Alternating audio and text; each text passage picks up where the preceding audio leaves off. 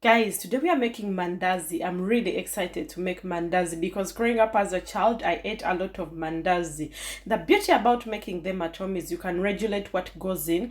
You can regulate the amount of sugar, the quantity of sugar that goes in. Because if you buy mandazi from outside, the sugar is a bit too much. So I love making my own mandazi because I like less sugar in them. And guys, they came out fire. They are really good for evening tea, morning tea, anytime snack. So let's get into the video. Those are 2 cups of multi-purpose flour, plain flour. I add my baking soda. That's 1 teaspoon. 1 teaspoon of baking powder. I mean a teaspoon, a small spoon. And then salt. That is salt. And then sugar. That is the only sugar I put because, it's what I wanted. Then mix everything together. But if you want more sugar, of course, you can increase the quantity of sugar in your mandazi. Yeah. So mix everything really well together because, we want to make sure they are evenly distributed.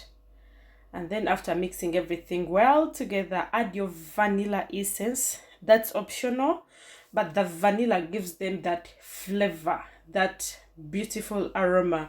Add that is a teaspoon of vanilla essence if you have it, and then a very big spoon of butter. If you don't have butter, you can use margarine. Is it called margarine in Uganda?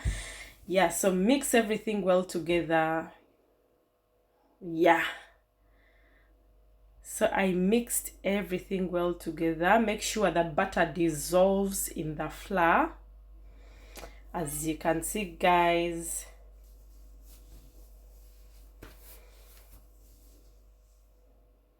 Yeah, after butter is dissolved, it will have clumps.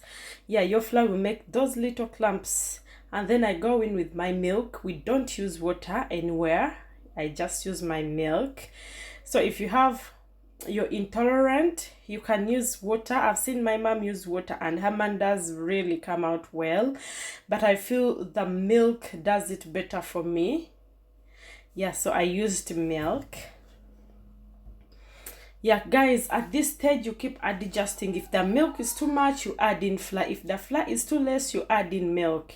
Guys, you know that bit. So you knead your dough really well. Yeah, you have to knead it really, really well. It's also a process. Yeah, and it's not easy.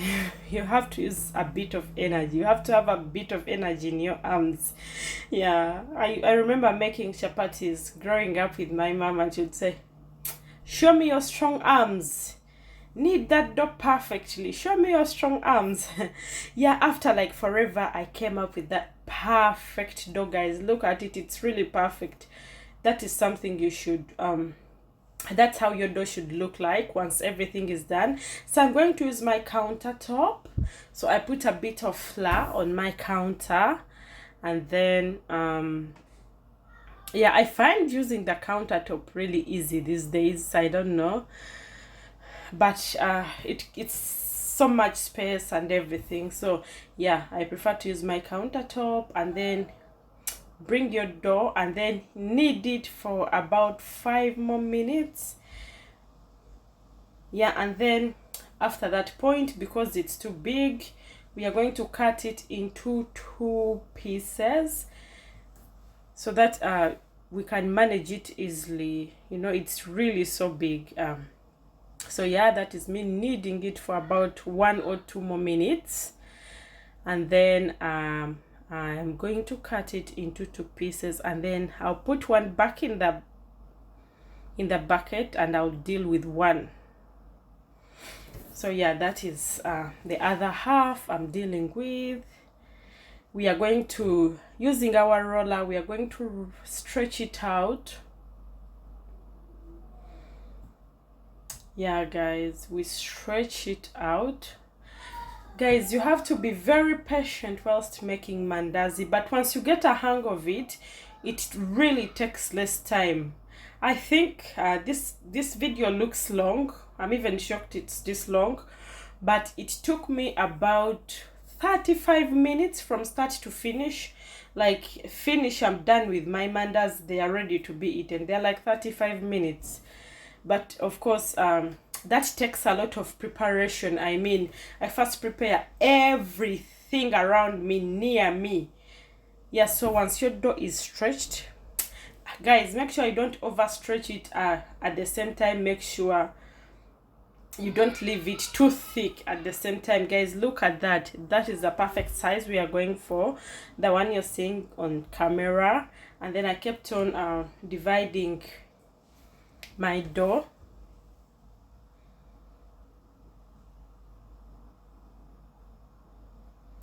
Yeah, voila. And then we are going to cut it again into smaller pieces, just like that, guys, just like that.